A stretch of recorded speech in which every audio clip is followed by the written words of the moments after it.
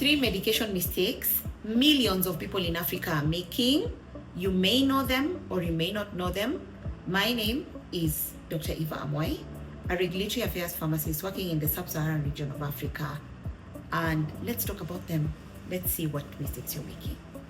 The first mistake is sharing medication. This one is the most common mistake that happens because we tend to share medication that has worked for us with fellow family members or neighbors or colleagues, but the danger lies in the specific medication you are given is specifically for you. Specific weight, specific age, specific kidney function test, all the tests that the doctor sent you for, those are to ensure that they give you the right medication according to your body type and your disease. Now, what happens is that when we share medication, we tend to think we are doing something kind, something good, but it could be damaging to the other person who's even maybe taking some other medication that can interact with the medication that you have given them. So that's just mistake number one. Mistake number two is stopping your medication early. Raise up your hand if you have done that. I have done that and I'm a pharmacist, but I will tell you the dangers of doing this. Stopping your medication the moment you feel better isn't you feeling better, by the way. It just means that the medicine has started working, but you need to complete your dose, especially if you're on antibiotics, because what happens, the bacteria, right, it starts to get bitten by this antibiotic that you're taking, and you start feeling better, and you feel, well, the rest of the medicines, it's making me feel nausea, it's making me feel like this, I'm not gonna take it. But what the medicine has not done, it has not completed beating the bacteria. So what happens next is that the next infection you'll get is much bigger, much more serious, and we'll have to use a much more advanced antibiotic or a much more expensive medicine. So if you know anyone who has stopped their medication early, whether the most common one is cold, when you have a cough and cold, or when you have a flu, or even when you have this just normal ailments, you stop your medication and then you put pressure maybe on your heart, you put pressure on your kidneys, you need to stop. We need to stop doing that. So complete your course and ensure that the next time you go to the doctor, you have reported that you completed your course. Medication mistake number 3.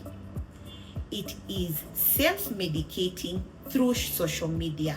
Now, I do know there's a lot of people and also a lot of doctors, just like me, on social media who are telling you, this is the way you treat XYZ.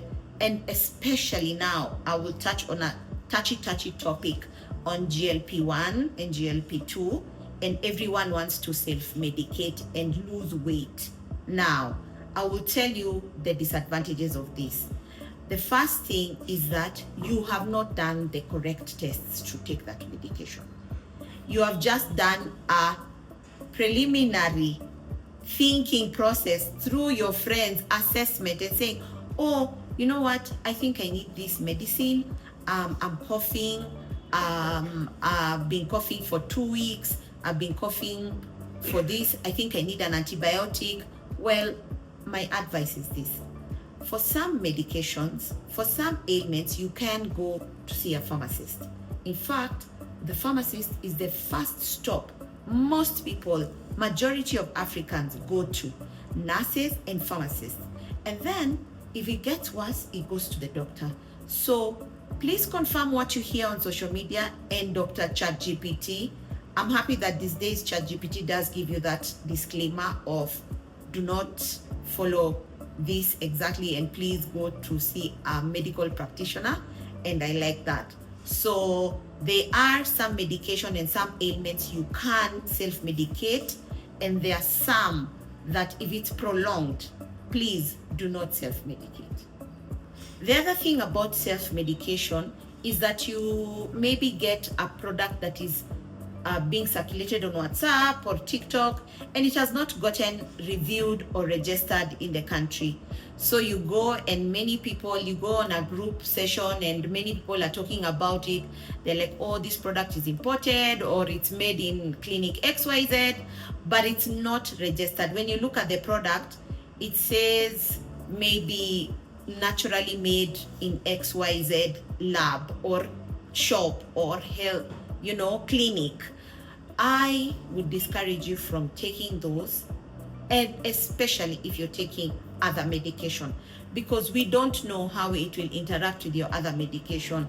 Yeah, so these unregistered medicines that people are also taking out of the internet, that self-medication, I would advise you to talk to your medical doctor or pharmacist or nurse, depending on who is available to you, and ensure that everything you're taking is safe and real and effective for your disease. I've summarized 3 medication mistakes we make as Africans, and even as everyone in the world, we make these mistakes. So please do not share your medicine, complete your course, and verify your medicine before you swallow it. And if you've seen something on the internet, verify with your pharmacist, your medical doctor, or the nurse.